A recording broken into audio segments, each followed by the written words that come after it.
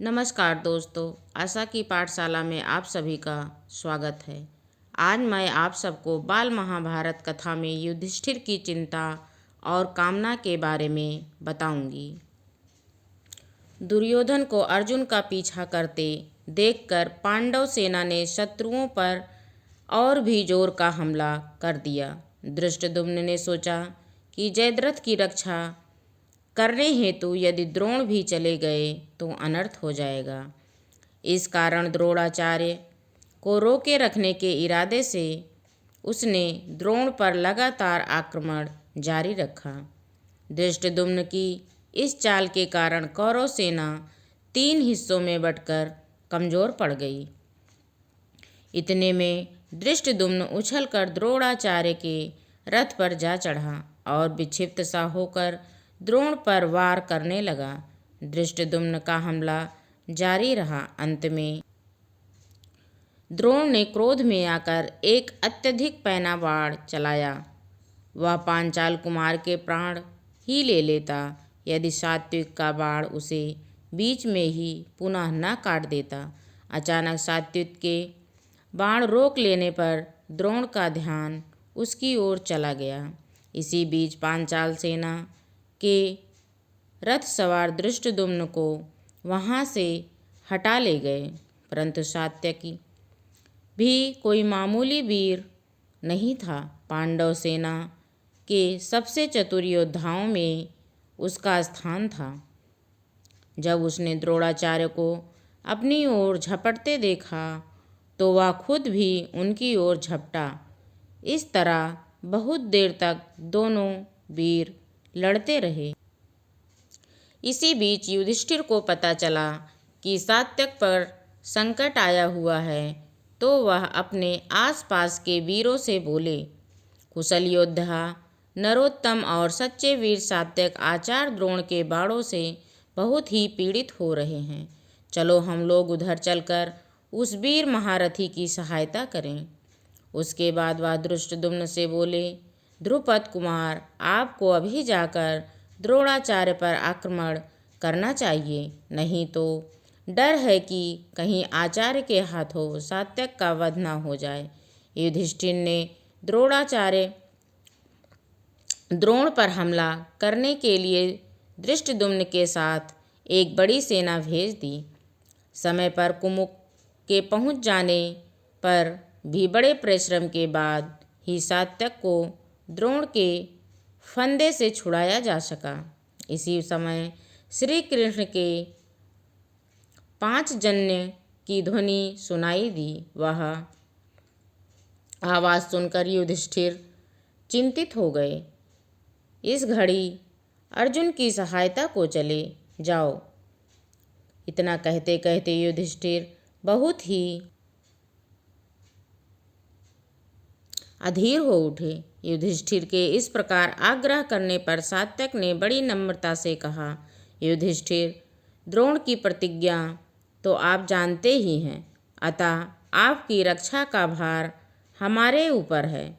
महाराज वासुदेव और अर्जुन मुझे यह आदेश दे गए हैं और मुझ पर भरोसा करके यह भारी जिम्मेदारी डाल गए हैं। मैं उनकी बात को कैसे टालूं? आप अर्जुन की जरा भी चिंता ना करें। अर्जुन को कोई नहीं जीत सकता। उधर जैसे ही सात्यक युधिष्ठिर को छोड़कर अर्जुन की ओर चला, वैसे ही द्रोणाचार्य ने पांडव सेना पर हमले करने शुरू कर दिए।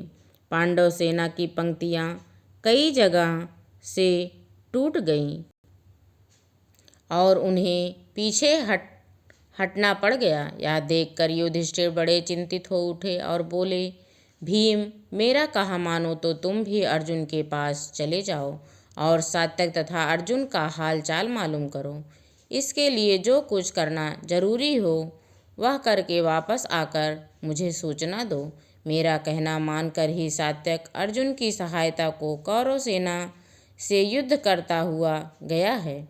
यदि तुम उनको कुशल पूर्वक पाओ तो सिंहनाद करना, मैं समझ लूँगा कि सब कुशल है। भीमसेन ने युधिष्ठिर की बात का प्रतिवाद नहीं किया और वह धृष्टद्युम्न से बोला, आचार्य द्रोण के इरादे से तो आप परिचित हैं ही। किसी न किसी तरह भ्राता युधिष्ठिर को जीवित पकड़ने का उनका प्रण है। राजा की रक्षा करना ही हमारा प्रथम कर्तव्य है। जब वह स्वयं मुझे जाने की आज्ञा दे रहे हैं तो उसका भी पालन करना मेरा धर्म हो जाता है। इस कारण भ्राता युधिष्ठिर को आपके ही भरोसे पर छोड़कर जा रहा हूँ। इनकी भली भांति रक्षा कीजिएगा। धृष्टद्युम्न ने कहा, तुम किसी प्रकार की चिंता ना करो और निश्चिंत होकर जाओ। विश्वास रखो कि द्रोण मेरा वध किए बिना युधिष्ठिर को नहीं पकड़ सकेंगे। आचार्य द्रोण के जन्म के वैरी धृष्टद्युम्न के इस प्रकार विश्वास दिलाने पर भीम निश्चिंत होकर तेजी से अर्जुन की तरफ चल दिया। जितने भी सैन्य दल मुकाबला करने आए उन्हें मारता गिराता हुआ भीम अंत में उस स्थान पर पहुंच गया जहां अर्जुन जयद्रथ की सेना से लड़ रहा था। अर्जुन को सुरक्षित देखते ही भीमसेन ने सिंहनाद किया। भीम का सिंहनाद सुनकर श्री कृष्ण और अर्जुन आनंद के मारे उछल पड़े और उन्होंने भी जोरों से सिंहनाद किया। इस सिंहनादों को सुनकर युधिष्ठिर बहुत ही प्रसन्न हुए। उनके मन में शोक के बादल हट गए। उन्होंने अर्जुन को मन ही मन आशीर्वाद दिया। वह सोचने लगे, अभी सूरज डूबने से पहले अर्जुन अपनी प्रतिज्ञा पूरी कर लेगा और जयद्रथ का वध करके लौट आएगा। हो सकता है जयद्रथ के वध के बाद दुर्योधन शायद संधि कर ले। युधिष्ठिर मन ही मन शांति स्थापना की कामना कर रहे थे और उधर मोर्चे पर जहां भीम, सात्यक और अर्जुन थे वहां घोर संग्राम हो रहा था।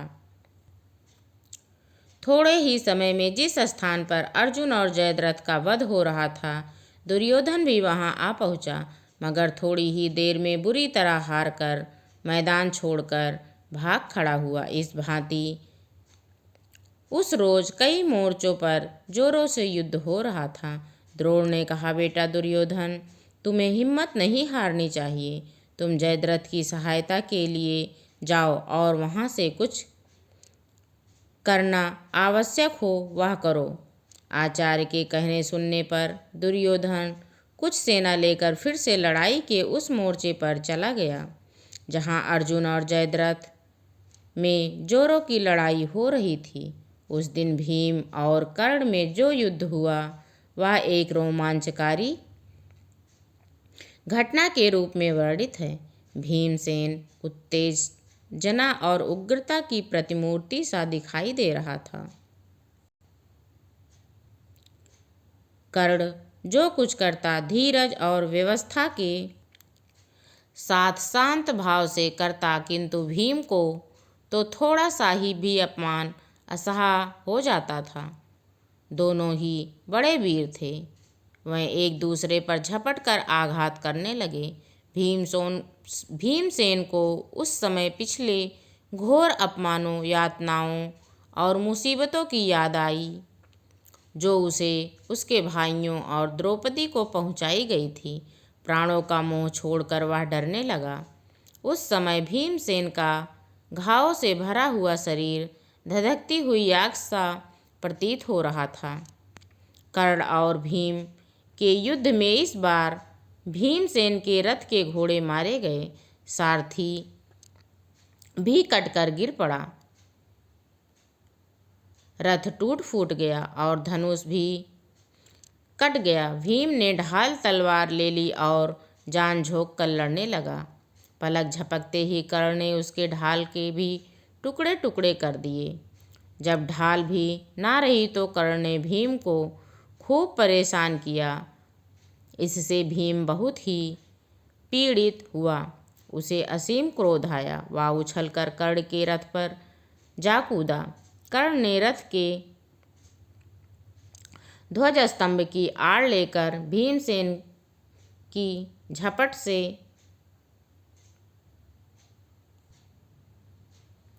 अपने को बचा लिया।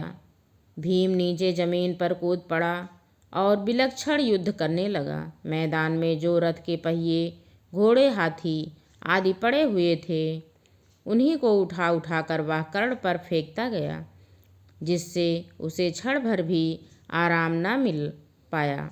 उस समय कर्ण चाहता तो वह भीम को आसानी से मार सकता था, पर निहत्थे भीम को उसने मारना नहीं चाहा। माता कुंती का दिया हुआ वचन भी उसे याद था कि वह अर्जुन के अतिरिक्त और किसी को युद्ध में ना मारेगा।